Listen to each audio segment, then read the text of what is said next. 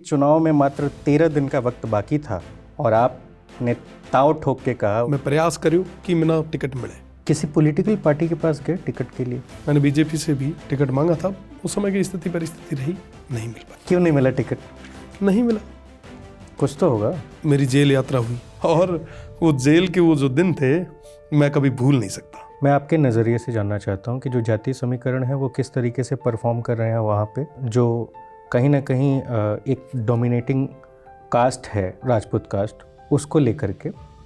और दूसरा, जब लोकसभा चुनाव हुआ तो वहाँ पे कहाँ कमी रह गई कि मिस हो गया? आपकी बात सही है कि कोई एक ही कम्युनिटी से कभी कोई चुनाव नहीं लड़ सकता।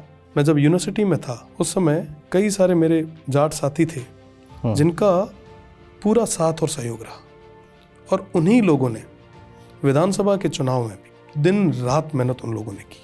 आरक्षण के समर्थक हैं आप? जाहिर सी बात है कि जो हमारे पीड़ित हैं, जो वंचित हैं, उनको मुख्य धारा में जोड़ने के लिए होना चाहिए। कौन वो लोग हो सकते हैं? क्या सचिन पायलट को आप अच्छा नेता मानते हैं? अच्छे नेता है। और अशोक गहलोत को?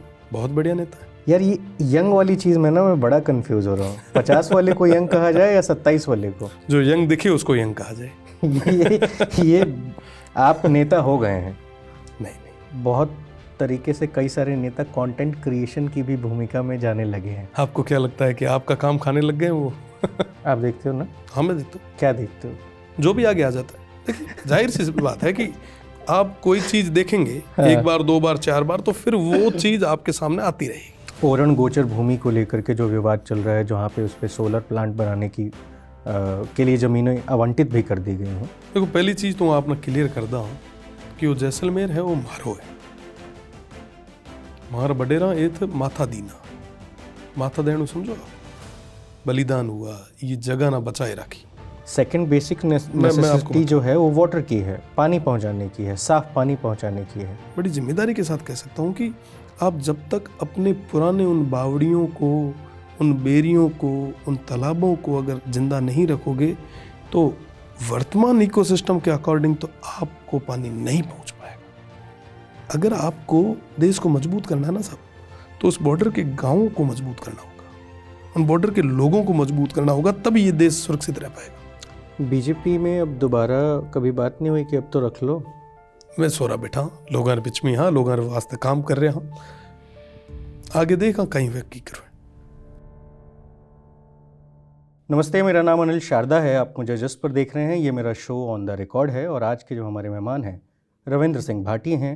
शिव विधानसभा सीट से आते हैं, एमएलए हैं, एमपी का भी चुनाव लड़ चुके हैं, युवा हैं, मात्र 27 साल के, और 27 सालों में ही इन्होंने अब तक देश के तमाम बड़े नेताओं के जो सुख चैन हैं, जो उनके सपने हैं, जिसमें वो शायद उस जगह से सांसद और विधायक बनने की ख्वाहिश रखते थे, उनके सपनों को भी तोड़ा है। तो आज आपका स्वागत है हमारे शो में। बहुत बहुत धन्यवाद। कैसे हैं आप? जोरदार। कैसा रहा आपका आज का पूरा दिन? बहुत ही बढ़िया रहा, और आज शारदा जी के साथ बैठा हूँ तो और ही बढ़िया। कहाँ से शुरू किया जाए बताइए? जहाँ से आपको ठीक लगे। छात्र जीवन से आपकी शुरुआत हुई है जी, और एक हॉस्टल है नंबर 3, उसमें एक हॉल है नंबर 9। उल्टा तो नहीं कह रहा हूँ? नहीं, ठीक कह रहे हैं। ठीक कह रहा हूँ। उसका बड़ा नाम है। तो शुरुआत मैं वहाँ से करता हूँ कि चुनाव में मात्र 13 दिन का वक्त बाकी था और आपने ताव ठोक के कहा, वो भी अपनी जांग पे ताव ठोक के कहा कि मात्र 13 दिन रह गए हैं। और ये चुनाव कैसे हुआ, क्या हुआ, इसके पीछे की कुछ कहानी बताइए। देखिए, चुनाव एक व्यक्ति नहीं लड़ता, सभी साथी जब एकजुट होकर मेहनत करते हैं, तमाम लोग सारे समुदायों को साथ में लेके, सभी 36 कौम को साथ में लेके जो लड़ता है, तो निश्चित रूप से विजयश्री आपको मिलती है। तो ये भी जो चुनाव था, जो छात्र संघ का चुनाव था, ये रविंद्र का चुनाव नहीं था, वो तमाम युवाओं का चुनाव था जिन्होंने एक भरोसा अपने छोटे भाई पे जताया था। तो जाहिर सी बात है कि जोधपुर विश्वविद्यालय के तमाम साथियों ने खुद का चुनाव समझते हुए चुनाव लड़ा और 57 साल के इतिहास में एक निर्दलीय पे भरोसा जताया। लेकिन वो उस समय का क्या मतलब, मैं मनोदशा समझना चाहता हूँ जिस दौरान आप खड़े हुए और आपने ताव ठोक के बोला, क्या दिमाग में आ रहा था कि मुझे ऐसे बोलना चाहिए कि ये जो ऑडियंस है, जो आपके दोस्त हैं, जो स्टूडेंट्स हैं, वो आपके प्रति भरोसा जताएं? सरदार जी, एक चीज़ तो बहुत हूँ राजस्थानी बोलिया करा, और मना लगे कि थाना समझ में भी आती, उसे हूँ राजस्थानी रो बहुत बड़ो सपोर्टर भी हाँ। और हूँ आज कोशिश करीस कि हूँ हिंदी में न कहाँ पर भेड़ी भेड़ी हूँ हमारी भी बात रखी। कोई भी चीज़ है ना साहब, कोई भी भाषण हुए अपन लगे कि साहब स्क्रिप्टेड है, पर जो वो आवाज़ हती या वो भाषण कह सको या वो चीज़ां हती वो हियों निकली उड़ी एक आग हती। तमाम साथियाँ मार माते भरोसो जतायो, मैं प्रयास करियो कि मिना टिकट मिले, परिस्थिति एड़ी रही जिक्र कारण मिना टिकट को नहीं मिल पायो। मैं मारे भाइयों कने गयो, मारा साथियों को गयो, 36 कौम रहो जितना भी तमाम साथी हूँ सब कहो कि थे आगे यार चुनाव लड़ो, सारी मेहनत मैं सब करा। तो उहाँ ना देखा ने जब उहाँ आंखा ने भी एक चमक देखा तो निश्चित रूप से मीना माना भी एक जोश और नई ऊर्जा मिले। तो वहाँ वो टाइम दावो करो कि सब गिनती रहा 13 दिन रहा, एड़ी चोटी रो जोर लगा हाँ और छाती ठोके चुनाव जीत पता। तो ए जो हिम्मत मिली है साहब तमाम हुआ भाइयां ना देखा, तमाम हुआ साथियां ना देखा, 36 कौम रहा वो युवा जो को आंख ने मीना एक अलग चमक ले रहा है उहाँ ना देखिए जदे माना ताकत। लेकिन आप तो जब आए थे पहली बार वहाँ पे अपनी शिक्षा के लिए, क्या उस समय तय था कि हाँ चुनाव लड़ना है? क्योंकि जहाँ तक मैं आपके कुछ पुराने दोस्तों से बातचीत कर रहा था तो वो लोग कह रहे थे कि वो तो नौकरी में जाने वाला था। बिल्कुल। मैं 2013 में ना यूनिवर्सिटी में एडमिशन लियो, 2019 में मैं चुनाव लड़ियो और ये दौरान मैं हमारी लॉ कंप्लीट करी। लॉ कंप्लीट करने के बाद में लॉ करने के दौर भी मैं सोचो कि मैं प्रैक्टिस कर लूँ, बस थोड़ा दिन बाद लगे कि मैं आरजे से तैयारी कर लूँ, क्योंकि मारो पॉलिटिकल बैकग्राउंड को नहीं है। हमारे पिताजी भी अध्यापक है, शिक्षक है, तो जाहिर सी बात है कि नॉन पॉलिटिकल बैकग्राउंड में ना कोई आए और जोधपुर यूनिवर्सिटी जेड़ो कोई यूनिवर्सिटी रो चुनाव लड़नू कदे कोई सपना में ना भी सोच कौन सके, और मैं भी कदे सोचो को नहीं। तो स्थितियाँ परिस्थितियाँ बनी और सब साथी संगियाँ रो समारो साथ सहयोग रहो, युवाओं रो साथ रहो और चुनाव लड़न रो मौको मिलो। लेकिन आप शुरू से चुनाव में इंटरेस्ट दिखा रहे थे, मैनेजमेंट करते थे आप चुनाव का। मुझे याद है 2015 में आनंद सिंह राठौर ने चुनाव लड़ा था, उसका पूरा मैनेजमेंट आपने संभाला था। मैंने पूरा कुछ भी नहीं किया, ठीक है, मैं कार्यकर्ता।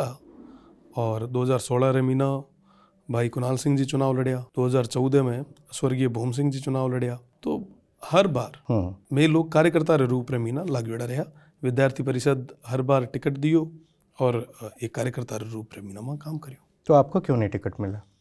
मेरा कई सारा कारण हुए, बताइए।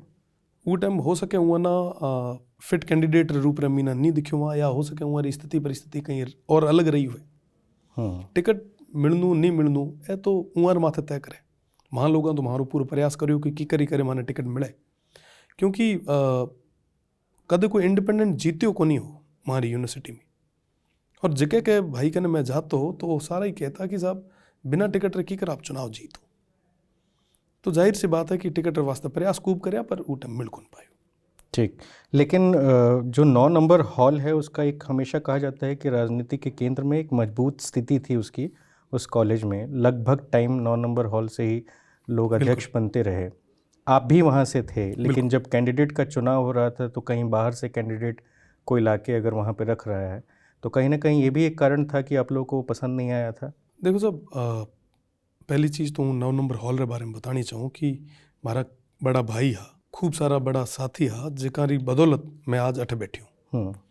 और वहाँ सब भाइयाँ, चाहे आप हॉस्टल से बात करो, अलग अलग इंस्टीट्यूट में रहने वाला जितना भी साथी है, या अलग अलग कैंपस रे मीना जितना भी भाई था, वहाँ सबारे साथ और सहयोग की बदौलत मैं लोग अठे तक पहुँच पाया। और युवा साथियाँ ना जब कोई बाहर लो आदमी, खैर मैं बाहर ला तो को नहीं कह सका, पर जो भाई ABVP में चुनाव लड़िया वो भी ठीक है, पुरानी बातें आती निकल गई, हमें वो आप रो काम कर रहा है, मैं मारू काम कर रही हूँ। पर वो टाइम स्थिति एड़ी थी कि वहाँ दोया ना आमा सामा चुनाव लड़ना पड़ो। सब आपो आप री दौड़ दौड़े, वहाँ आप री दौड़ दौड़ी, मैं मारी दौड़ दौड़ी। जाहिर सी बात है कि जब टिकट को नहीं मिलो तो एक मन रे मीना पीड़ा तो आती। और ना सिर्फ मारे बल्कि पश्चिमी राजस्थान ये सबों बड़ी यूनिवर्सिटी रहा, हर छात्र मन में आते कि सब जब एक मजबूत कैंडिडेट था ना मिलियो हो तो आप टिकट क्यों कौन दी। वहाँ लोग हर बार प्रयास करियो कि मैं छात्रा की आवाज़ ना मजबूती में राख पाऊँ। देखो मैं खुद भी साहब ग्रामीण परिवेश में निकल रहा हूँ, मारो गाँव वो यूनिवर्सिटी हूँ 400 किलोमीटर दूर है, वो बॉर्डर माता है वहाँ धोरा रे बीच में, वो तो हम निकल रेती तक आयो और मैं खुद जदे वो तमाम चीज़ां तमाम समस्या ना जदे देखी नज़दीक में जदे मैंने लागो कि यह जितना भी साथी है जो आज रे समय रे मीना केतन केत परेशान होया पड़या या दर दर ठोकरा खाया पड़या, तो इं बात ना आगे तक रखने वास्ते अपना मेहनत करनी पड़े, तो मैं लोग प्रयास करता।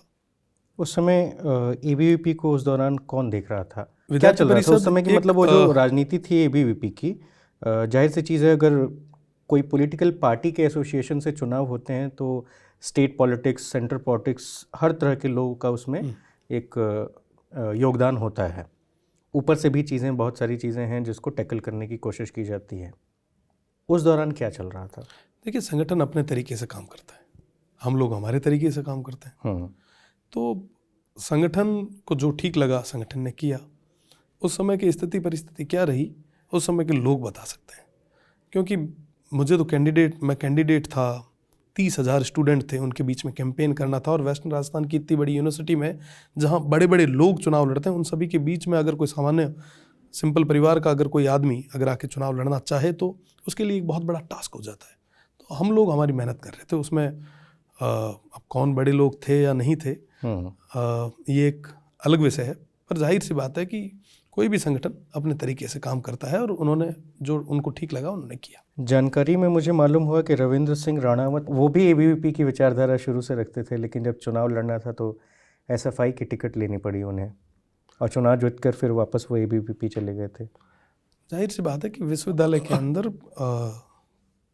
मैंने पहले भी कहा, कई सारी परिस्थितियां बनती है, सर्वाइवल करने के लिए आपको लड़ना पड़ेगा, आप मैदान छोड़ के नहीं जा सकते। उस समय की स्थिति ये थी। वैसे वो विचारधारा विद्यार्थी परिषद की विचारधारा के साथ में थे, और 12 में जब चुनाव के लिए उन्होंने प्रयास किया तो नहीं मिल पाया, पर चुनाव जीतने के बाद में वो साथ में रहे। तो जाहिर सी बात है कि हमेशा से उस राष्ट्रवादी विचारधारा के साथ में हम सब जुड़े रहे। राष्ट्रवादी विचारधारा क्या है? देखिए, मैं आपको स्पष्ट कर दूं शारदा जी, मैं अब जनता के बीच में रह के उनके लिए काम करना चाहता हूँ। मेरे क्षेत्र के लिए जो ठीक रहेगा मैं उसके लिए हमेशा प्रयास करता रहा हूँ। जहाँ लगता है कि साहब यहाँ पे क्षेत्र की जनता की आवाज़ को दबाया जा रहा है, तो वहाँ पे मजबूती के साथ उनकी बात को आगे तक रखते भी हैं, विरोध भी करते हैं, और जहाँ कोई ढंग का काम होता है तो उनकी तारीफ भी हम करते हैं।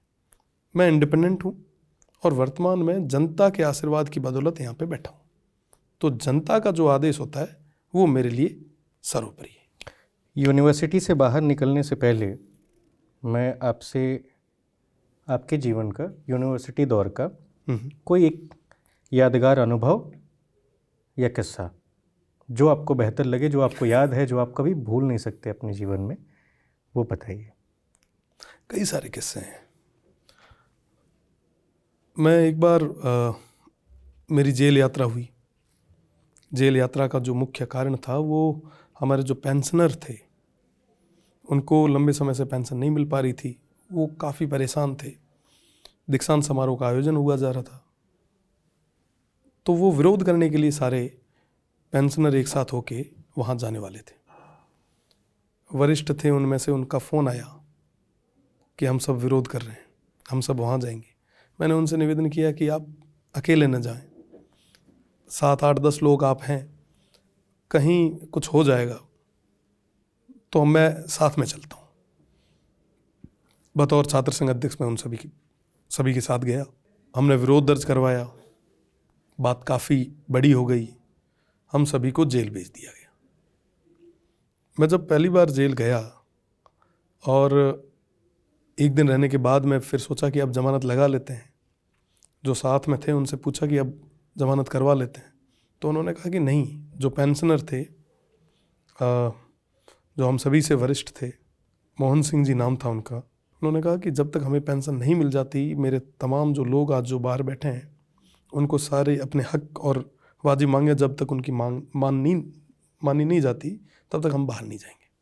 तो मैंने कहा साहब, अंदर तो आप साल भर तक बैठे रहो, कोई आपको छुड़ाने तो आएगा नहीं। सही बात। तो आप सोचो कि वो एक डायबिटिक पेशेंट थे और उन्होंने हंगर स्ट्राइक की, और उनके साथ में मैं पहली बार हंगर स्ट्राइक पे बैठा।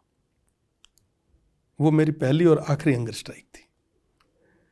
अमूमन कई सारे युवा साथी जो भूख हड़ताल पे बैठते हैं, मैं उन सभी से निवेदन करना चाहूँगा कि आप मजबूती से लोकतांत्रिक तरीके से अपनी बातों को रखें, पर साथ ही साथ अपने शरीर का भी पूरा ध्यान रखें।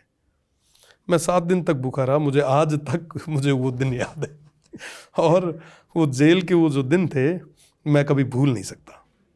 तो कई सारी चीज़ें और भी है, मूवमेंट खूब सारे हुए, ज़मीन का एक प्रकरण था, कई बार लाठीचार्ज हुई यूनिवर्सिटी वाली ज़मीन का। यूनिवर्सिटीज में। हाँ, खूब सारे ऐसे मामले हुए। जब भी प्रवेश परीक्षा और परिणाम की बात आती थी तो मजबूती से बात करते थे, विरोध दर्ज करवाते थे। तो वो एक अलग दौर था। युवाओं ने एक इंडिपेंडेंट पे भरोसा जताया था, तो जाहिर सी बात है कि हम पे भी जिम्मेदारियां बढ़ गई थी।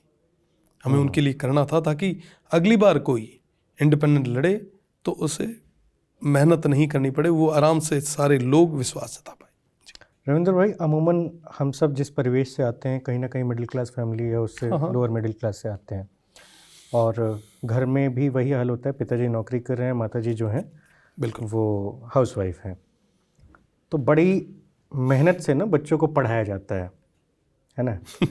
तो जब आपके आप क्या पिताजी कहना चाह रहे हैं? और आपके परिवार बहुत मेहनत से आपको पढ़ा लिखा के वहाँ तक भेज रहे थे, वो क्या चाहते थे आपसे कि आपने क्या वो करना चाहते थे कि वकील बने, बढ़िया सुबह कोर्ट जाए, शाम को वापस घर आए, और बढ़िया से कोई छोटी सी अगर कोई नौकरी भी अगर मिल जाए तो नौकरी कर ले, पर कम से कम ये राजनीति में तो ना ही जाए। है? तो पिताजी क्या स्ट्रिक्ट वाले थे या हाँ, नॉर्मल बातचीत सुन लेते मेरे थे? पिताजी पीटीआई थे, आज भी हैं, पीटीआई हैं, और पीटीआई सबसे स्ट्रिक्ट होते हैं। तो स्ट्रिक्ट तो थे ही, पर सहयोग भी उनका पूरा रहा, उनका पूरा आशीर्वाद रहा, जिसकी बदौलत यहाँ तक पहुँच पाए। तो जब आपने जाके बोला कि देखिए जी ऐसा है कि वकील तो मैं बन जाऊंगा लेकिन वकालत पता नहीं करूं या ना करूं, तो क्या रिएक्शन हुआ? काफ़ी अलग था, और मैंने कहा भी कि ये छात्र संघ की राजनीति है, और सभी का मन है, जो साथ में जो लोग हैं उन सभी ने भरोसा दिलवाया है कि पूरी मेहनत करेंगे और निश्चित रूप से चुनाव जीत जाएंगे। बस आप एक बार परमिशन दे दें, एनओसी आपकी मिल जाए तो निश्चित रूप से जाके मेहनत करते हैं। तो उनकी एनओसी मिली है। और अच्छे से सब चीज़ें हुई। 3 साल आप छात्र संघ अध्यक्ष रह गए, और उसके बाद 2023 में चुनाव ही आ गया। उसका प्रिपरेशन कहाँ से शुरू हुआ कि भाई अब तो इलेक्शन लड़ना है, विधानसभा जाना है? 3 साल तक मैं जब छात्र संघ अध्यक्ष था तो जोधपुर में और यूनिवर्सिटी के स्टूडेंट्स के बीच में रह के हमने काम किया। उसके बाद मैं क्षेत्र में गया। हकीकत ये है कि हमारे क्षेत्र में आज भी उन तमाम मूलभूत सुविधाओं की कमी है।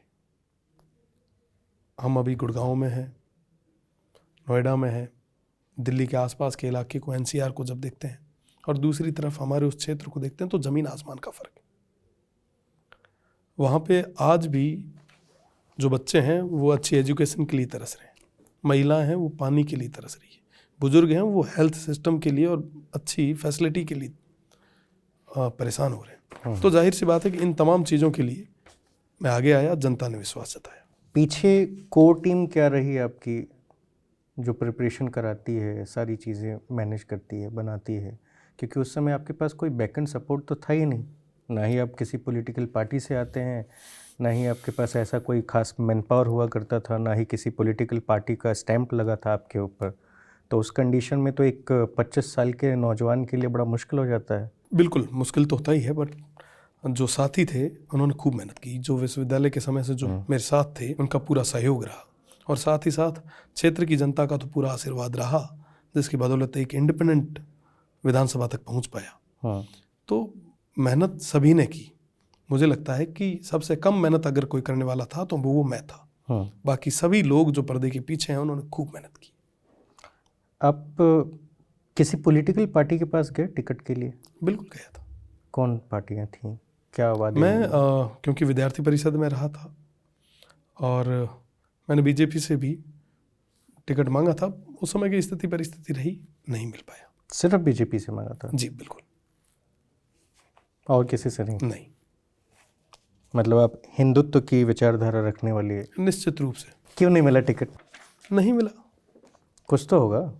अब कोई पॉलिटिकल बैकग्राउंड नहीं था, और उस समय जो कमेटी जो तय करती है उसको हो सकता है उपयुक्त नहीं लगा हो। इतनी भीड़ कैसे आती थी आपके पूरे प्रेम है कार्यक्रम में? साहब, लोगों का प्रेम है। मेरे पास क्या है, कुछ भी नहीं है, जनता का ही तो है सब। आप जिस क्षेत्र से आते हैं उसमें जातीय समीकरण बहुत मायने रखता है। बिल्कुल आप राजपूत कम्युनिटी से हैं, जी। जाट, मुस्लिम, जी खासकर आपके इलाके में अगर शिव विधानसभा की सीट की बात की जाए या फिर बाड़मेर लोकसभा की बात की जाए तो खाली राजपूत वोट बैंक से आप जीत नहीं सकते हैं। बिल्कुल। मैं बस समझना चाह रहा हूँ कि आपके इलाके की एक तो मैं उस इलाके में कभी गया नहीं हूँ, तो एक तो मैं आपके नज़रिए से जानना चाहता हूँ कि जो जातीय समीकरण है वो किस तरीके से परफॉर्म कर रहे हैं वहाँ पे, जो कहीं ना कहीं एक डोमिनेटिंग कास्ट है राजपूत कास्ट, उसको लेकर के। और दूसरा, जब लोकसभा चुनाव हुआ तो वहाँ पे कहाँ कमी रह गई कि मिस हो गया? देखिए, आपकी बात सही है कि कोई एक ही कम्युनिटी से कभी कोई चुनाव नहीं लड़ सकता। कोई भी अगर जनप्रतिनिधि है तो वो 36 कौम के साथ और सहयोग के साथ ही चलता है, तब ही वो आगे सरवाइव कर पाता है। और निश्चित रूप से हमारा धर्म भी है, हमारा कर्तव्य भी है कि सभी को साथ में लेके चलें। विश्वविद्यालय के समय में जब मैं चुनाव लड़ा, चुनाव जीता और 3 साल का कार्यकाल जब हमें मिला तो हमने हर संभव प्रयास किया कि हम 36 कम्युनिटी को एक साथ लेके चल पाएँ और पूरे तरीके से चले, जिसका फ़ायदा आने वाले विधानसभा चुनाव में भी हमें मिला। तमाम कम्युनिटीज़ ने पूरा साथ और सहयोग दिया। मैं आपको बताना चाहूँगा कि मैं जब यूनिवर्सिटी में था उस समय कई सारे मेरे जाट साथी थे जिनका पूरा साथ और सहयोग रहा, और उन्हीं लोगों ने विधानसभा के चुनाव में भी दिन रात मेहनत उन लोगों ने की। तो 36 कम्युनिटी का पूरा साथ और सहयोग हमेशा मिला है। रही बात पार्लियामेंट चुनाव की, तो पार्लियामेंट चुनाव में 6 लाख वोट मुझे मिले, 5,85,000, 5.6 के आसपास। तो सभी लोगों ने, 36 कौम ने खूब सारा वोट मुझे दिया, खूब सारा आशीर्वाद मुझे लोगों ने दिया। आशीर्वाद में कोई कमी नहीं थी। हो सकता है कि भाग्य को कुछ और ही मंजूर था, वो चुनाव नहीं निकाल पाए, पर मुझे इतने लोगों का साथ और स्नेह मिला और मुझे कभी किसी से कोई शिकायत नहीं है। जिसने वोट दिए उनका भगवान भला करे, जिसने नहीं दिए वो अगली बार दे दे। पहली बार के चुनाव में, विधानसभा के चुनाव में ये साफ साफ दिखाई दिया कि एक युवा आके चुनाव लड़ रहा है और उसने सारी जातीय समीकरण को, जो राजनीतिक रूप से कही जाती हैं कि इसके और इसके बिना ये नहीं हो सकता, उन सारी धारणाओं को ध्वस्त कर दिया।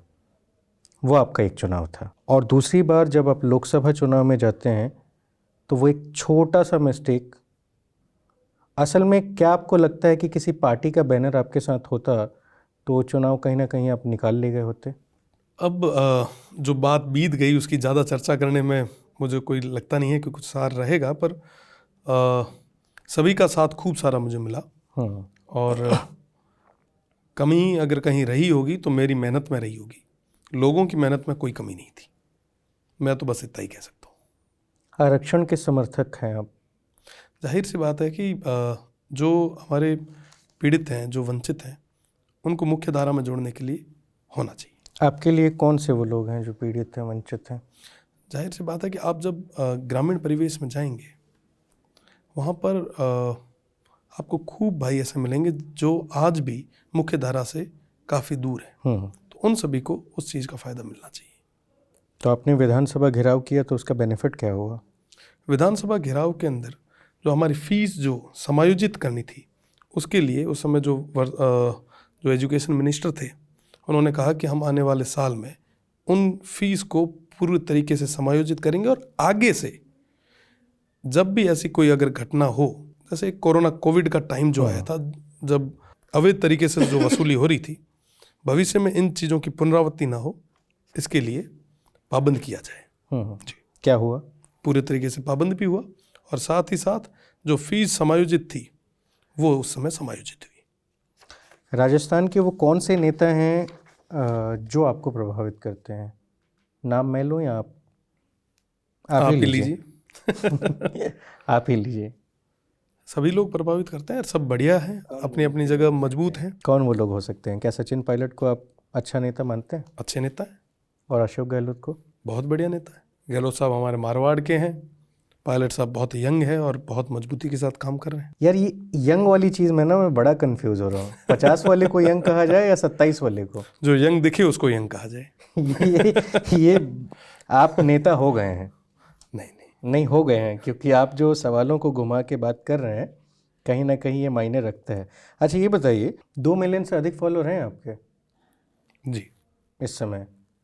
ऑलमोस्ट राजस्थान के अगर नेताओं का प्रोफाइल देखा जाए तो आप टॉप पे ही नज़र आएंगे। सचिन पायलट साहब को और उन लोगों को छोड़ दिया जाता, वैसे मैंने देखा नहीं उनका।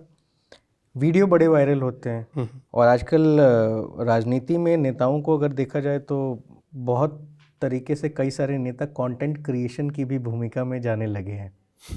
आपको क्या लगता है कि आपका काम खाने लग गए वो? नहीं, मैं तो आपसे मैं आपसे पूछ रहा हूँ, क्या आपके वीडियो भी काफ़ी वायरल होते हैं? क्या आप जानबूझ के कुछ ऐसा चीज़ करते हैं कि वो वीडियो वायरल हो, या फिर नहीं, ऐसा कुछ भी नहीं। क्या है इसका माजरा? मुझे भी समझ नहीं आया। जो भाई हैं जो सब चीज़ें मेंटेन करते हैं उनको पता होगा, मुझे नहीं पता। कोई ऐसी वीडियो या मीम जो आपके ऊपर किसी ने बनाया हो जिसको देख के आपको लगा कि यार ये क्या ही, मतलब खुद ही हंस रहे हैं? आता है कभी कभी? बनाने वाले बनाते भी होंगे, पर मैंने अभी तक ऐसा कुछ विशेष देखा नहीं है। रील देखते हैं? हाँ, हर कोई यूथ देखता है रात को सोने से पहले, तो मतलब हर कोई, मुझे नहीं लगता। आप देखते होंगे फ़ोन, तो ट्विटर तो पूरा ही देखते होंगे। मुझे आप एक बात बताइए, अभी का जो युवा है ना, वो आइडियली कम से कम 5-6 घंटे फ़ोन इंस्टाग्राम के रील पे गुजार देता है। स्क्रीन टाइम उसका है। स्क्रीन टाइम खाली रील का हो रहा है। हो सकता है। कैसे देखते हैं इस चीज़ को? देखने में बुराई नहीं है, पर ज़्यादा भी नहीं। आप देखते हो ना? हाँ, मैं देखता हूँ। क्या देखते हो? जो भी आगे आ जाता है। देखिए, जाहिर सी बात है कि आप कोई चीज़ देखेंगे एक बार, 2 बार, 4 बार, तो फिर वो चीज़ आपके सामने आती रहेगी। ये एक पूरा सिस्टम है। सही बात है। तो आप विधायक हैं शिव विधानसभा से, जी, बाड़मेर का एक इलाका। बिल्कुल। आप जैसलमेर तक पहुंच जाते हैं, मेरा है जैसलमेर। और आप जाते हैं वहाँ पे और जाके ओरण गोचर भूमि को लेकर के जो विवाद चल रहा है, जहाँ पे उस पर सोलर प्लांट बनाने की के लिए ज़मीनें आवंटित भी कर दी गई हैं, उसका पूरा विरोध क्या है? और क्या आप लोग, अगर कोई डेवलपमेंट हो रही है खाली ज़मीन पे, तो उससे समस्या क्या है? देखो, पहली चीज़ तो आपने क्लियर कर दा कि वो जैसलमेर है, वो मारो है। मार बडेरा एथ माथा दीना, माथा देणु समझो आप, बलिदान हुआ, ये जगह ना बचाए रखी। मैं कई बार पहल भी कही है कि आप कोई क्षेत्र ना असेंबली रिवाइज को नहीं डिवाइड कर सको। ये तमाम लोग, जितना भी जैसलमेर लोग है, ये हमारा लोग है, सेवरा लोग है, ये हमेशा हमारे वास्ते प्राथमिकता रही है। जीवन रमीना चाहे केत भी जाऊँ। और जिकी ओरणरी बात आप कर रहे हो, वो ओरण बचाने वास्ते कई सारा महापुरुष हुआ है, देवता हुआ है, जिका आप माथा दिया। आप देख क्या उसे कि बाबूजी महाराज हुआ, चाहे तेजाजी हुआ, चाहे हड़बू जी हुआ, चाहे पनराज जी हुआ, और न जाने कितना असंख्यक महारा देवता उसे जिका माथा दिया, ये वास्ते कुर्बानियां दीनी, बलिदान दीनो। आज उवे जमीन ना, जिको आज आप ना खाली जमीन देखी जाए, उवे ना हमारी ओरण कही जाए। उवे ओरण ना हिंदी में ना अरण्य कहवे। अरण्य मतलब देवभूमि। ओ देवभूमि जिके ना मैं पूजा करा, आज जदे उवे ना खाली जमीन रे नाम रे माथे मल्टीनेशनल कंपनीज पूरे तरीके में ना जद कब्जे में ले रही है, तो जाहिर सी बात है कि वो देवभूमि ना बचाने वास्ते में प्रयास कर रहे हैं। और देवभूमि क्योंकि साहब वो देवभूमि रे मीना कोई आदमी लकड़ी रो टुकड़ों तक को नहीं ले रहा घरे, पूजा करया करे उरी। तो उवे जमीन ना जब मल्टीनेशनल कंपनीज कब्जे में लेती, तो वहाँ विरोध करी। वहाँ ने कहो कि ए ओरनरी जो जमीन है आप ये ना छोड़ो, और ये अलावा जो जमीन है उरे माते आप काम करो। मैं डेवलपमेंट रे अगेंस्ट में को नहीं, पर विकास रे नाम माते जो विनाश कर रहा है, मैं उनके खिलाफ हूँ। शिव विधानसभा आपका, जहाँ से आप अभी चुने हुए विधायक हैं, वहाँ पे हालात क्या हैं सर? बेसिक चीज़ों की बहुत ज़्यादा कमी है कि 80% से ज़्यादा सड़कें जो हैं वो आज भी बेहाल हैं। पानी की किल्लत तो उस इलाके में भरपूर है, पूरे मारवाड़ में। कोयला खदानों की समस्या एक बहुत बड़ी है। 10 से ज़्यादा गांव ऐसे हैं जिनके रास्ते बंद हो चुके हैं। लोगों को बच्चों को 10-10 किलोमीटर पैदल उन प्रदूषण वाले धूल उड़ रहा हुआ, कोयला उड़ रहा हुआ ट्रकों के बीच से जाना पड़ता है अपने स्कूल तक। खदानों से प्रदूषण लगातार निकल ही रहा है। 140 प्लस गांव ऐसे हैं जिनकी हालत बहुत ख़राब है। आप एक विधायक के रूप में क्या देखते हैं, क्या सोचते हैं? और अब तो आप वहाँ पे विधायक होने के साथ साथ जिस पार्टी के साथ आपकी विचारधारा जुड़ी हुई है वो पार्टी भी सरकार में है। देखिए, समस्याएं काफ़ी है आज के समय में। वहाँ पर हर दूसरे इंसान को अस्थमा की समस्या है, शिकायत है, या वो उस बीमारी से जूझ रहा है पॉल्यूशन की वजह से। जिन कोयला खदान की बात आपने की, एशिया की सबसे बड़ी ओपन लिग्नाइट माइनिंग हमारे क्षेत्र में होती है। ठीक है। पर जिन गांवों में वो होती है वहाँ पर आज भी डेवलपमेंट के नाम पे एक पत्थर तक नहीं लगा। ये हम सभी के लिए दुख की बात है कि जहाँ एक तरफ सरकार हजारों करोड़ का रेवेन्यू जनरेट कर रही है, दूसरी तरफ वहाँ पे 1 रुपया तक नहीं लगा रही है। तो इन तमाम चीज़ों के लिए हम लोग निरंतर प्रयासरत हैं। और मैं ऑन कैमरा कह सकता हूँ, आने वाले समय में इस क्षेत्र को, इन तमाम गाँवों को मुख्य धारा में जोड़ने का पूरा प्रयास भी करेंगे और निश्चित रूप से ले आएंगे। साथ ही साथ पानी की बात आपने की। पानी की बहुत बड़ी समस्या है। मैं मानता हूँ वर्तमान में जल जीवन मिशन और कई सारी स्कीम्स गवर्नमेंट की चल रही है, पर हम सभी का प्रयास है कि हम जो भी प्राकृतिक हमारे संसाधन जो थे या जो पुराने संसाधन जो थे उन सभी को हम संरक्षित रखें, मेंटेन रखें, ताकि आने वाले समय में या काल या अकाल के दौर में हम सब पानी की समस्या को लेकर परेशान ना हो।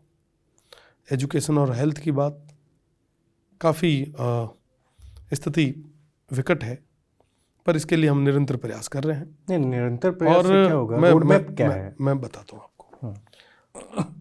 वर्तमान में हमने एजुकेशन सिस्टम को रीडेवलप करने के लिए, वापस इसको जीवित करने के लिए लगभग 25 से 30 करोड़ रुपए अलॉट, लगभग इनकी एडमिनिस्ट्रेशन ग्रांट आने वाली है। जहाँ पे भी जो इंफ्रा जो डेवलप करना है हम डेवलप कर रहे हैं। जहाँ पे टीचर्स की कमी है वहाँ पे हमारा प्रयास है कि हम डिजिटल उनको क्लासरूम और वो सारी फैसिलिटीज़ अवेलेबल करवाएं ताकि वो उसके माध्यम से पढ़ सके। एजुकेशन को मुझे डेवलप इसलिए करना है क्योंकि मैं खुद उस अभाव से गुजरा भी हूँ, और जाहिर सी बात है कि मैं उस क्षेत्र से भी आता हूँ। यूनिवर्सिटी में मैं रहा, मेरे पिताजी भी अध्यापक रहे, तो शिक्षा का एक माहौल रहा। और निश्चित रूप से अगर आने वाली पीढ़ी को मजबूत करना है तो शिक्षा बहुत ज़्यादा ज़रूरी है। साथ ही साथ आप हेल्थ की बात कर रहे थे, मैं आपको बताना चाहूँगा कि हम पूरी कॉन्स्टिट्यूंसी का थोड़े दिनों में एक कैंपेन जो है वो लॉन्च कर रहे हैं, जिसमें पूरी कॉन्स्टिट्यूंसी का हेल्थ चेकअप और ये जो रूटीन जो उनका वो है वो पूरे तरीके से हम कर रहे हैं। साथ ही साथ आप बात कर रहे थे अभी रोड मैप की। हम सब SDG गोल पे किस किस तरीके से किस किस क्षेत्रों को कहाँ कहाँ हम डेवलप कर सकते हैं, कैसे आगे ला सकते हैं, उसके लिए तमाम MNCs जो हैं उनके CSR और उन सभी के साथ में, क्योंकि गवर्नमेंट एक लिमिट तक काम कर पाएगी। हाउस में या आप गवर्नमेंट के थ्रू जो भी करवाना चाहोगे वो एक लिमिट तक होगा। अगर उससे आगे आप कुछ करना चाह रहे हैं तो आपको कॉरपोरेट हाउसेज का और तमाम उन लोगों का सहयोग बहुत ज़्यादा ज़रूरी है। हमारे वहाँ सबसे ज़्यादा MNCs काम कर रही है। मैं प्रयास कर रहा हूँ कि उनके CSR से वहाँ पे जो डेवलपमेंट के काम, जो बहुत ज़्यादा ज़रूरी काम है, वो मैं पहले स्टार्ट करवाऊँ। साथ ही साथ स्किल की एक चीज़ जो, लेकिन बीच में रोक के मैं चीज़ें आपसे समझना चाहूँगा। आप जो ये कह रहे हैं कि सरकार बहुत बेसिक चीज़ें ही कर पाती है, लेकिन सरकार के पास स्कूलों का तो इंफ्रास्ट्रक्चर है ना, वो तो बेसिक नहीं है ना। सरकार के पास उस चीज़ के लिए फंड तो होता है। सरकार के पास फंड होता है, पर अब इन्होंने क्या किया, सेकंड बेसिक नेसेसिटी जो है वो वाटर की है, पानी पहुंचाने की है, साफ पानी पहुंचाने की है। साफ पानी आप पहुंचाएंगे। हकीकत स्थिति ये है कि हमारे वहाँ पे एक एक गांव और एक एक ढाणी के बीच में 10-10 किलोमीटर का गैप है। आपको अगर पानी पहुंचाना है एक जगह से दूसरी जगह 10 किलोमीटर, तो आपके पास उस पाइप को चार्ज करने का भी तो पानी होना चाहिए। आप कहाँ से लाओगे? आप कौन से लिफ्ट कैनाल को जोड़ोगे? मैं एक शारदा जी, मैं बड़ी जिम्मेदारी के साथ कह सकता हूँ कि आप जब तक अपने पुराने उन बावड़ियों को, उन बेरियों को, उन तालाबों को अगर जिंदा नहीं रखोगे तो वर्तमान इकोसिस्टम के अकॉर्डिंग तो आपको पानी नहीं पहुंच पाएगा। ये मैं कहता हूँ, मैंने हाउस में भी कहा है। आपको उन तमाम चीज़ों को, उन तमाम जगहों को, उन तमाम स्रोतों को संरक्षित और मजबूत करने की बहुत ज़्यादा ज़रूरत है। आज हम उस पर कोई बात नहीं कर रहा। संचयन की व्यवस्था ही नहीं है ना? जितना भी फंड आता है साहब आप ट्यूबवेल बना दो, पर साहब एक पास में जो ट्यूबवेल है जो बन रखा है ऑलरेडी, उसको मेंटेन नहीं साहब। सड़क की मैं बात करूं, आज उस क्षेत्र में सबसे ज़्यादा टूटी हुई सड़कें हैं। भारतमाला आप निकाल रहे हैं, आप निकालें, पर कम से कम नॉन पेचिंग और पेचिंग रोडों की सब हकीकत ये है कि कोई नहीं जाता था कि जो रोड बनी है उसकी QC एक बार क्वालिटी चेक करवा लो। कोई नहीं जाता था, जिसकी वजह से वो रोड टूटती गई। लोग बेचारे परेशान होकर MLA को आके कहते थे और वो बात वहीं तक दबके रह जाती थी। इस बार मैं जब आपके बीच में दिल्ली बैठा हूँ, मैं उन तमाम लोगों से मिलकर आया जो इन चीज़ों पे काम करते हैं, जो संबंधित मंत्रालयों के लोग हैं। मैंने कहा सबसे ज़्यादा अगर काम करने की ज़रूरत कहीं है तो हमारे उस क्षेत्र में। अगर आपको देश को मजबूत करना है ना साहब, तो उस बॉर्डर के गाँवों को मजबूत करना होगा, उन बॉर्डर के लोगों को मजबूत करना होगा, तभी ये देश सुरक्षित रह पाएगा। हमेशा से अभावों में रहे हमारे लोग, हमेशा से कुछ भी नहीं था, पानी पीने के लिए नहीं था, बरसात होती नहीं थी, एजुकेशन वगैरह, हेल्थ वगैरह, ये तो कुछ था ही नहीं। थोड़े साल 2001-2 के आसपास ये रोडें, प्रधानमंत्री रोड ग्रामीण सड़क योजना के तहत, ग्रामीण सड़क योजना जब आई तो उसके बाद में गांव ढाणियाँ थोड़ी बहुत कनेक्ट हुई। उससे पहले तक तो 4x4 गाड़ियों के बिना तो काम चलता ही नहीं था। आज भी मेरे DNP क्षेत्र में ये स्थिति है, मैं डिनाई नहीं करता, मैं ऑन कैमरा कहता हूँ कि है ये स्थिति।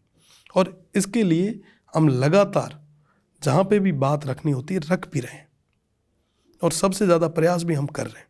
साथ ही साथ अब एक चीज़ है कि गवर्नमेंट, आपने जो बात की, पिछले बजट में 5 ट्यूबवेल और 10 हैंडपंप हर विधानसभा को, हर विधायक को दिए। वो ही 5 ट्यूबवेल एक शहर की विधानसभा की भी मिला, और वही 5 ट्यूबवेल 200 किलोमीटर लंबी 124 ग्राम पंचायतों वाली उस विधानसभा को मिला। अब आप बताओ कि हम इसमें गवर्नमेंट सिस्टम के अकॉर्डिंग इसको कैसे हम जोड़ें, कनेक्ट कर सकते हैं, कैसे कनेक्ट कर सकते। उनके पास ट्यूबवेल लगाने की जगह नहीं है और हमारे पास ऊंट के मुंह में जीरे वाली स्थिति होगी। और आपका, मुझे जहाँ तक पता है, देश का दूसरा सबसे बड़ा विधानसभा है। बिल्कुल। आप विचार करें, अब 5 ट्यूबवेल और 124 ग्राम पंचायत, 610 गांव, आप कहाँ लगाओ? पानी वाले पे मुझे एक चीज़ और आप जोड़ते हुए जाइए, क्योंकि आप उस इलाके से हैं तो आपने शुरू से देखा होगा। ऑलमोस्ट हम लोग वीडियो के मार्फत से देखते हैं कि एक लाइन में कई महिलाएं कई किलोमीटर दूर तक जा रही हैं, 4-4, 5-5। तो आज वर्तमान स्थिति क्या है कि पानी की आपूर्ति के लिए वो लोग क्या कर रहे हैं? अभी भी आज भी स्थिति उतनी नहीं है जितनी हम उस समय देखा करते थे। अब उसमें सुधार आया है, इसमें जनप्रतिनिधियों ने भी काम किया है और जनता के पास भी थोड़ा बहुत पैसा आया है, तो उन्होंने सुविधाएं बना ली। पहले तो क्या था साहब कि टांके तो इक्के दुक्के होते थे, बेरी पे जाओ लाओ, और 8-8, 10-10 वो घड़े ली हुई पनिहारियाँ, फोटो आता था रेगिस्तान का। जब भी कोई फोटो देखता था तो जाहिर सी बात है एक वही फोटो आगे आता था कि साहब वो पानी की बहुत ज़्यादा कमी है। अब लोगों के पास पैसा आया, लोग मेहनत करने लग गए, मजदूरी करने लग गए, ट्रैक्टर टंकी नवाड़ दे, मारो टांका हुए, आप टांका हुए या कोनी हुए, मैंने को नहीं ठा, क्योंकि सिटी रे मीना तो घरा रे ऊपर काली टंकियाँ लागूड़ी हुए, उमर टांको तो वही कौन जगह ही को नहीं है। टांका मतलब कुआं ना? नहीं, टांका मतलब स्टोर, पानी को स्टोर करने के लिए, स्टोरेज, ओके, स्टोरेज के लिए आप जो बनाते हैं, हमारे वहाँ बनते हैं, आज भी बनते हैं। और टांकों की भूमिका एक अलग ही है। आप सोचो कि बरसात के समय में हजारों लीटर पानी वहाँ पे स्टोर करके रखा जाता है और उस पानी से पूरा साल निकाला जाता है। और मेट्रो सिटीज जहाँ हम बैठे हैं, यहाँ पे मुझे लगता ही नहीं है कि कहीं कोई टांका वांका होगा। यहाँ पे तो टंकी है, पानी आएगा सुबह, वो भर जाएगी, सायरन बजेगा, बंद कर देंगे, दैट्स इट। पर वहाँ पे आज भी वो सिस्टम टांकों का है। तो टांके बनने के बाद में जाहिर सी बात है, रेगिस्तान रे मीना पानी घी करती महंगो है, घी से भी महंगा है पानी। ठीक, तो उरे वास्ते लोग 2-3 हज़ार रुपया वो टंकी रद्दे हुए। मैं लोग प्रयास है करा कि जो JJMRE और सारी स्कीम्स जो बन रही है, इन्हें में प्रॉपर मॉनिटरिंग रहे भेड़ो वहाँ गाँव तक पहुँचाओ। देखो, जो ट्यूबवेल्स देने हैं, जो हेडपम्प्स देने हैं, वो हम लोग देंगे, वो तो हमें देना ही है। अगर हम नहीं देंगे तो 5 साल में ये तो लैप्स होगा। बजट तो जाहिर सी बात है कि बजट तो ख़त्म ही होना है, या तो आप ख़त्म कर दो वरना वहीं रह जाएगा। तो कम से कम उसको यूज सही दे। इसके साथ साथ कई सारे NGO जो हैं वो आज पानी पे काम कर रहे हैं। आपके यहाँ पे गुड़गांव में, नोएडा में, दिल्ली के आसपास हर कोई यहाँ पे घूम रहा है कि साहब हम काम कर रहे हैं बैच लगा के। तो मैंने कई सारी जो प्रोमिनेंट जो NGOs है जिनको वाकई काम करना, मैंने उन्हें कहा कि आप मेरे क्षेत्र में आए, आप अगर काम करना चाहते हैं तो आप वहाँ आए और वहाँ काम करें, वाटर पे, एजुकेशन पे, हेल्थ पे। होता क्या है दादा कि उनको यहाँ तक लेने कोई नहीं आता, बिना बुलाए कोई नहीं जाएगा। अब दिल्ली के आदमी को क्या पड़ी है कि वो सब बाड़मेर या सिव जाके वहाँ पे काम करे। दूसरी चीज़, अगर वो कोई जाकर भी आता है तो विदाउट लोकल सपोर्ट के वो कुछ नहीं कर पाता, रिजल्ट नहीं मिलता, और बिना रिजल्ट के आदमी मॉरली डाउन होके आ जाता है, अगली बार वो कभी बुलाने पे भी नहीं जाता।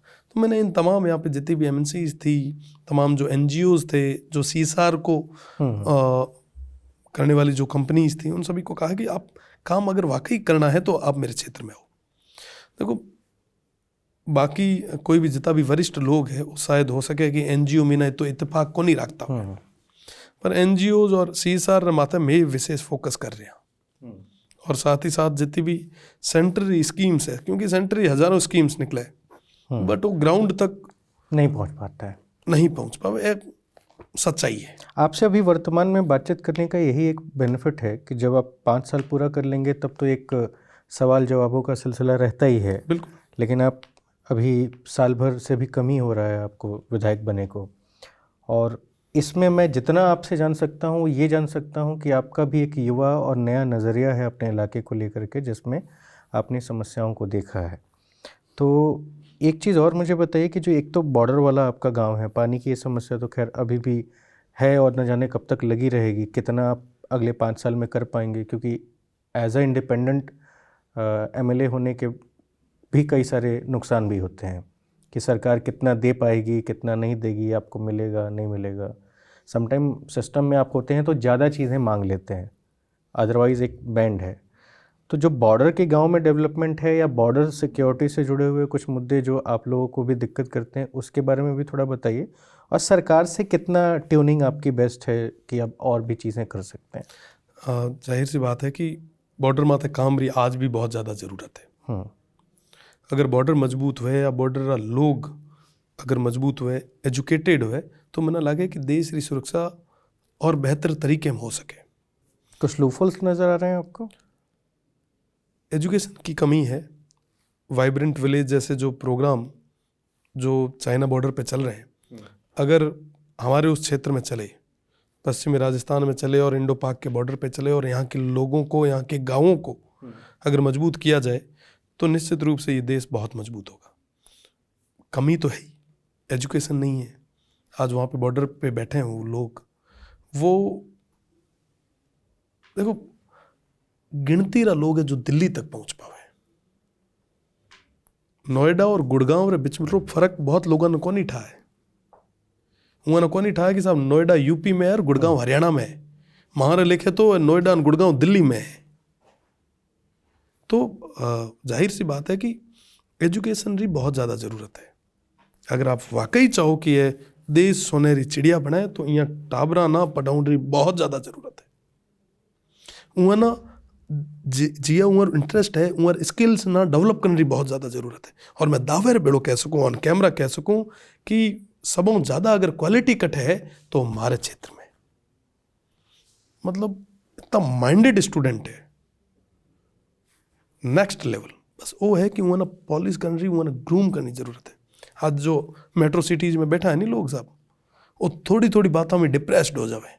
आप विचार करो वो लोग जो हुआ बिना टावर रहे, बिना नेटवर्क रहे बैठा है, बिना पानी रहे, बिना बिजली रहे, कितना मजबूत लोग उसे। वो डिप्रेशन है ही नहीं वहाँ पे। नहीं है डिप्रेशन सर। अरे डिप्रेशन किस चिड़िया का नाम है ये नहीं जानते वो लोग। ईद पूछे तो एक दिन नेटवर्क बंद कर दे या एक दिन मोबाइल टावर नेट बंद कर दे तो ये तो बिना पानी री मछली कहाँ कर तड़पे, वहाँ तड़पन लाग जावे। फोन हाथ में ले रहे हो, वाईफाई ढूंढता घूमे। वहाँ ना देखो आज एत थां को सब चीज़ें हैं, सब फैसिलिटी है, उत कहीं नहीं है। मैं चुनाव में जा तो लोगों को वहाँ पहुँचा है इंटरनेट वगैरह सब पहुँच रहा है, धीरे धीरे पहुँच रहा है। हूँ स्टार्टिंग रे मीरा पहली बार जा तो जब मैं उन्होंने पूछे मैं की हाल चाल है तो बढ़िया सुख लगो पयो है, सोरा बैठा।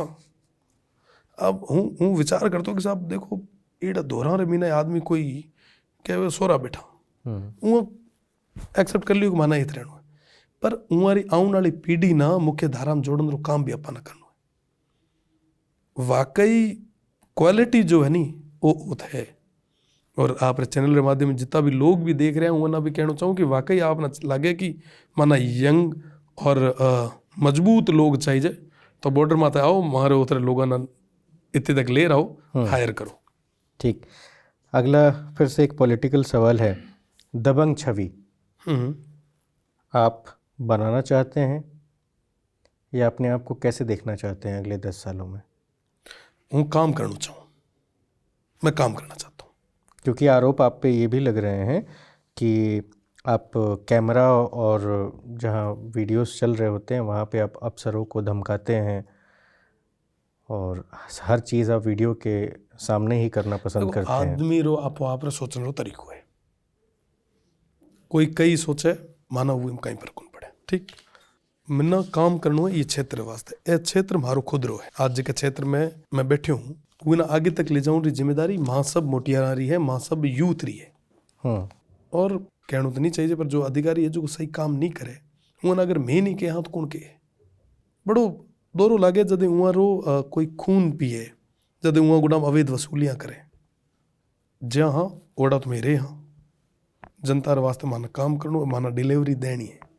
तो जहाँ कहो ना कि सब 5 साल बाद वहाँ पे पाछा ईद बैठ और चर्चा करा तो 15-20 साल बाद रे मीना भी माना आने वाली पीढ़ी रे बेड़ो था मारे जहाँ चर्चा करनी पड़े तो माना बताना पड़े कि माँ की करे। और ये काम रे मामले रे मीना जो बीच में अवरोध पैदा कर है या वो काम ना जो को स्पीड जो स्लो कर है तो निश्चित रूप रे मीना मैं मारो सख्त रवैया तो बता। विधानसभा फिर से शिव पहुंच रहे हैं हम लोग। आप भले भाजपा को लेकर के या बीजेपी की सरकार को लेकर के बचना चाहें या बहुत ज़्यादा मुखर होकर ना बोलें, लेकिन बात ये भी है कि 2023 में आपके जो प्रतिद्वंदी थे भाजपा से स्वरूप सिंह खारा जी, सरकार में जो भी पिछले 1 साल में काम वहाँ पे हो रहा है तो मंत्री लोग और नेता लोग लेटर लिख रहे हैं और लेटर लिख के कह रहे हैं कि उनकी अनुकंपा पे ये सारे काम हुए हैं। अनुकंपा अलग होता है, अनुकंपा अलग होता है, अनुशंसा कर, अनुशंसा अलग होता है। अनुशंसा पे हाँ कहते होंगे नेता, जनता का काम तो करना ही है, चलो मेरे पे करो चाहे उनके करो, किसी पे कर तो लो। क्या आपको नहीं लगता है कि आपकी अनदेखी हो रही है? नहीं, अनदेखी किस चीज़ की? हाउस रे मीना मजबूती में बात रख रहे हाँ, लोगों के बीच में हाँ, और जीवन भर रहे हाँ। तो काम आप करवा रहे हैं, नाम किसी और का हो रहा है। मैं एक चीज़ बताऊँ आपने, राजनीति रे मीना एक जो चीज़ मैंने समझ में आई, घणो लंबो एक्सपीरियंस तो को नहीं है था, तो कई सारा लोगों ने इंटरव्यू लिया भी उसे, देखा भी उसे। ये कोई भी चीज़ स्थायी को नहीं है, ना सत्ता स्थायी है, ना दोस्त स्थायी है, ना दुश्मन स्थायी है। राजनीति रे मीना वैचारिक लड़ाइयाँ आप ही होती रहे। आखिर मीना यह चीज़ देखी जाए कि आप जनता ना डिलीवर कितो करियो, आप रे टेन्योर रे मीना आप कहीं करियो। ठीक, तो आप ना सतत रूप रे मीना जनता रे बीच में रह काम करना है। ये तमाम चीज़ां तमाम एड़े समस्या आते रहे पर बिना कोई विवाद रहे सबाना साथ लेर आगे बढ़ने वास्ते आपने हमेशा प्रयास करना पड़े, धैर्य रखना पड़े। हर दौर आ है, मैं तो दौर देख भी रहा। पहले भी इंडिपेंडेंट अध्यक्ष तो इंडिपेंडेंट एमएलए लड़या, इंडिपेंडेंट एमपी लड़या, धैर्य भी रखना पड़े। और जो भी चीज़ें चल रही है उर माता चिंतन मनन करे, सत्य से कौम ना लेर आगे बढ़ने वास्ते आपने मेहनत भी करनी पड़े। लेकिन सवाल ये भी है कि 1 साल के भीतर आप मात्र अब तक 80 लाख रुपए का विकास कार्य करवा पाए अपने विधानसभा में, और जानने वाले ये कहते हैं कि अब तक उस विधानसभा से आने वाले किसी भी विधायक का सबसे कम बजट है जो अब तक खर्च हुआ है। देखो एक चीज़ बताऊँ आपने, डीएमएफटी है, सीएसआर है, एनजीओ मदमीना है, या बाकी जितनी भी एमएनसीज है उमर सहयोग में है, वो सब ज़्यादा माना लगवाणु है। ए फंड जो है खर्च तो करना ही है।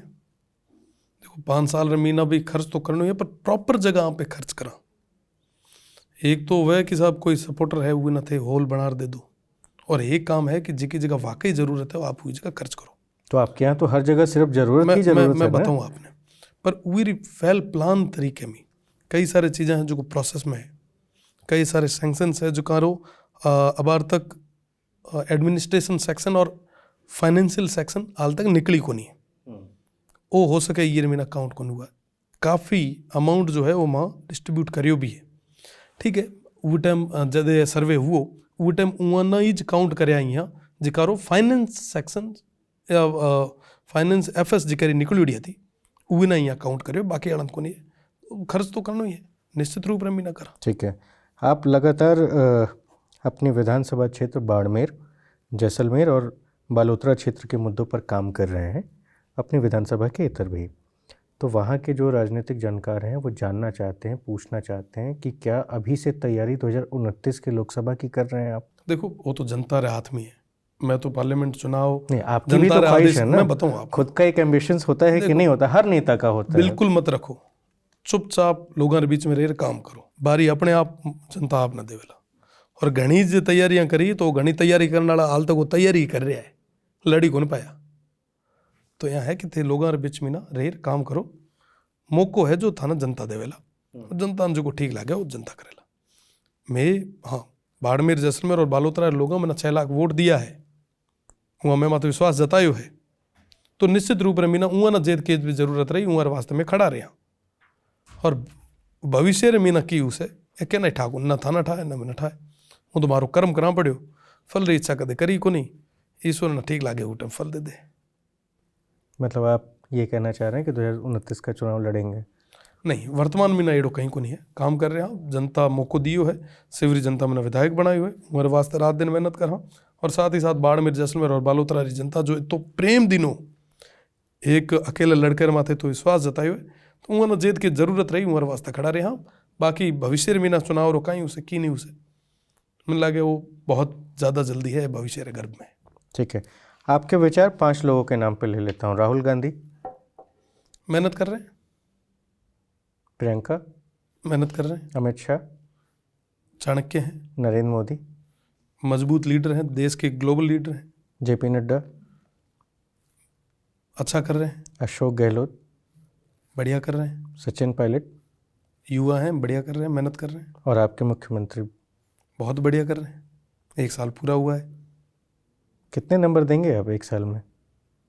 पूरे नंबर देंगे।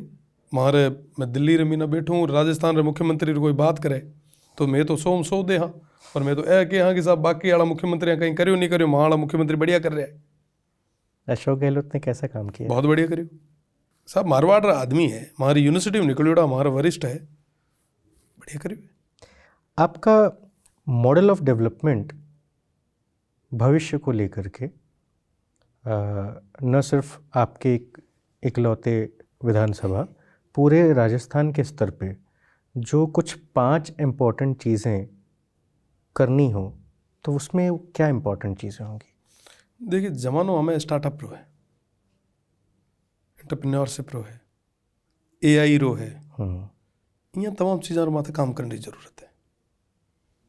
माना पहले को तो no bag, bag free, school ज़्यादा के सब बैग कम करो, वाकई ज़रूरत है हमें बैग कम करो। और आदमी जो क्वालिटी है वो ना आगे लाओ ताकि वो काम कर सके। यहाँ पे आज बात कर रहे हैं हाँ अपने पड़ोसी देशा रही, यहाँ पे बात करना चाइना रही कि हर एक मार्केट में ना और कब्जो है सब क्वालिटी तो अपन को ज़्यादा है कब्जो वहाँ पे और बढ़िया तरीके में कर सका। पर ज़रूरत है कि अपनी जो यूथ है वो स्किल ना पहचाने। शारदा जी ने वो है ना कहदा कि साहब थे जार ते राजनीति करो और मैंने कोई कहे कि साहब थे पत्रकारिता करो तो को नहीं हो पावेला। तो जेकरी जेडी स्किल है वो ना वो तरीके में ना प्रमोट करने की ज़रूरत है। वो ना हमें मड धक्को दे कोई चीज़ में ना घातनी तो स्किल ना पहचान वास्ते स्टार्टअप और ये ना प्रमोट करने की ज़रूरत है। जितना भी मेहनत कर रहा है युवा वहाँ सब ना मोटिवेट करने की ज़रूरत है। AI रो जमानो आयो है वहाँ तमाम चीज़ों माथे फोकस हुए काम करने की ज़रूरत है ताकि प्रोडक्टिविटी बढ़े। और हुई बात बेहतर एजुकेशन रही है ना।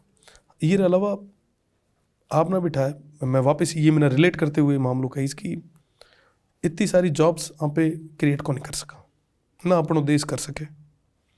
तो अपन सबा ना मजबूती रे भेड़ो यहाँ तमाम चीज़ा में ना स्किल रे अकॉर्डिंग अपन खुद रा नया स्टार्टअप और नए चीज़ा डेवलप करनी पड़े।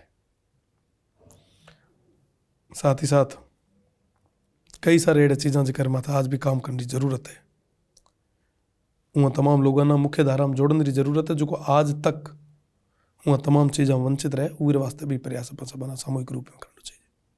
AI की आपने बीच में बात की, आप देख रहे हैं कि AI पूरे देश में और पूरी दुनिया में बहुत तेज़ी के साथ आ रहा है। चाहे कोई बड़ा स्टार्टअप हो, चाहे पॉलिटिकल पार्टी हो या फिर हर तरह के लोग कहीं ना कहीं उसका सहारा ले रहे हैं और भविष्य में आने वाले भविष्य में वो हमारे बीच का हिस्सा हो जाने वाला है। अमूमन आज भी लोग इस्तेमाल तो कर ही रहे हैं। AI के कुछ गुड पार्ट्स और कुछ नेगेटिव भी हैं। बिल्कुल आपको AI के आने से कितना लगता है कि देश में विकास सार्थक होगा? देखो विकास तो होगा ही, साथ साथ आलस भी बढ़ेगा। मैं अगर बात करूँ पॉलिटिकल आदमी रही मारे भेड़ा एक साथी बैठा उन्होंने कोई स्पीच देना हो तो मैं दे रहा बैठ्यो वहाँ हाथवा तो अक्सर लगाया भाषण पूरा आयो निकाल दी और जार बोलर आ गया चैट GPT से। ठीक है मैंने कहा यार बहुत बढ़िया सही चीज़ आ गई है। नहीं तो पहले पूरे दिन पढ़ता लिखता 100 पॉइंट निकालता 100 महीना 40 पॉइंट और साइड में करता वहाँ 40 महीना भी देखता कि वहाँ लोगों के बीच में ना 20 पॉइंट का फिट वेज को। तो मतलब आदमी कितनी मेहनत करतो अब मेहनत क्यों नहीं करने लग गया बन बनाई आवे आर जिम लो जाओ। तो आप कितना इस्तेमाल करते हो चैट GPT? मैं पर्सनली बहुत कम। मैं सब यहाँ है महारे तो जो पेट है जो मांडे माता अवे रीर में कहदा कोई घनी लाग लपेट रखा को नहीं है ना। और चैट GPT रो वैसे यूज अगर पॉजिटिवली आप करना चाहो तो बहुत बढ़िया है पर मानना इतनी ज़रूरत ये चीज़ रही को नहीं। माना तो थाल गड़े गोडे बैठा और बोलना पड़े जिद बोलना जिद हाकल करनी हो तो हाकल कर ला कि लाड करना हो तो लाड कर ला। सोशल मीडिया ने आपके जीवन में आपके चुनाव में आपको कितना मदद किया और आपको कितना लगता है कि ये मेरे लिए सबसे मजबूत एक हिस्सा था कि जहाँ पे एडवर्टीजमेंट के लिए बहुत सारा फंड नहीं था वहाँ पे इसने मेरा हेल्प किया? देखो ये सारे चीज़ें टेक्नोलॉजी में जुड़ी है। टेक्नोलॉजी रो आप कितो यूज करो तो कम है सब। आप एक और चीज़ आज अगर आप मेहनत नहीं करोला तो आप दिखाओला भी कहीं तो आपने दिखाने वास्ते मेहनत भी करनी पड़े। तो हाँ एक बढ़िया टूल है अगर ये पॉजिटिव यूज आप करो तो ये रिजल्ट भी आपने पॉजिटिव मिले। बीजेपी में अब दोबारा कभी बात नहीं हुई कि अब तो रख लो? मैं सोरा बैठा लोगों के बीच में हाँ लोगों के वास्ते काम कर रहे हैं आगे देखा कहीं वे की करो। आपको इस बात का मतलब है कि मुझे जल्द से जल्द किसी पार्टी का बैनर थाम लेना है? बिल्कुल भी नहीं सोरा बैठा। और जाएंगे तो जाएंगे कहाँ? हम केत जहाँ की नहीं जहाँ है तो भोपे ना कोई पूछो तो वो बता सके। मैं तो भविष्यवाणी इतनी बेगी कर कौन सकूँ पर जो भी हो है बढ़िया हो से। अगर कांग्रेस ने मौका दिया तो जो भी उसे बढ़िया उसे भविष्य के गर्भ में है कुछ तो कह दो। चलिए बहुत बहुत धन्यवाद हमसे बातचीत करने के लिए। और कैसा लगा आपको हमारी बातचीत इसके बारे में कह सकते हैं? जोरदार बहुत ही बढ़िया। और मैं शारदा जी को और पूरे जिस्ट परिवार को खूब खूब धन्यवाद दूंगा। साथ ही साथ राहुल जी भी मेरे उस पार्लियामेंट चुनाव के समय पधारे थे मैं उनका भी बहुत बहुत धन्यवाद दूंगा क्योंकि चुनाव के चलते हुए मैं सही से धन्यवाद नहीं दे पाया। उन्होंने DNP क्षेत्र को बहुत बढ़िया तरीके से विश्व पटल पे रखा था। मैं आज भी उनका आभारी हूँ और पूरे ज्येष्ठ परिवार का खूब खूब दिल से धन्यवाद देता हूँ कि वो उस रेगिस्तान वाले इलाके तक आए थे, उन्होंने उस क्षेत्र को देश की राजधानी के सामने रखा था। पुनः आप सभी का बहुत बहुत धन्यवाद। जय हिंद, जय भारत। धन्यवाद।